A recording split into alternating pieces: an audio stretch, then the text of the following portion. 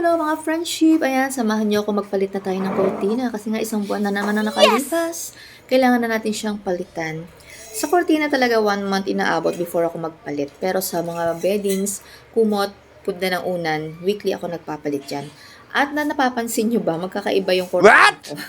Doon sa may sofa side, papunta doon sa may hagdanan namin, ang team niya is medyo light brown siya.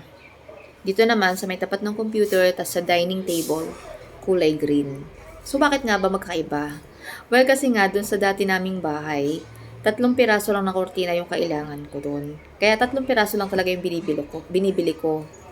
Yan, nabili ko yan sa bargain. Pag may bargain, doon ako namimili ng kortina kasi nga mura. At saka, hindi naman ring yung ano ng kortina ko. Yung alam mo yung ordinary na kortina, ganun lang siya talaga. Yan.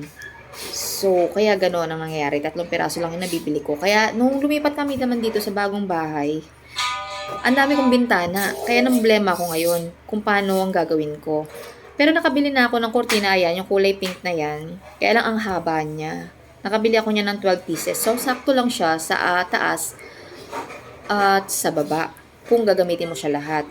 Pero, syempre, hindi naman pwede na yun at yun ang gagamitin mo, diba? Hindi ka magpapalit. Kaya, ang ginawa ko, ginagamit ko tong tigtatatlo kong lumang mga kortina kahit na iba-iba yung team bawat bintana. Kaya syempre sayang, 'di ba? Kasi hindi magamit. Kasi wala akong gamitin na kortina, di kitang-kita yung loob ng bahay lalo pag gabi, 'di ba? Tsaka nakakaganda kasi ng bahay pagka may kortina, 'di ba? Kaya ganyan ang nangyayari mga friendship. Kaya kung napapansin nyo, magkaiba talaga ng team yung both na bintana ko.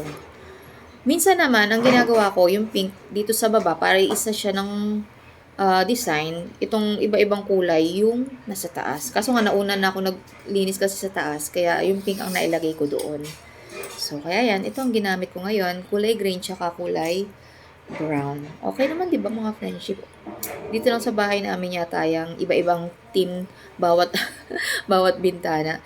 Anyway, ayan, napapansin ko na naman na tumataba na naman tayo. Start to nung December kasi nga syempre kabi-kabila na naman ang handaan. So, kakain tayo, di ba? Kaya ayan, tumataba na naman tayo. So, kailangan na naman natin magbawas ng ating kain para mabawasan yung ating timbang. Kasi nga, di ba, nagkaroon tayo ng high blood.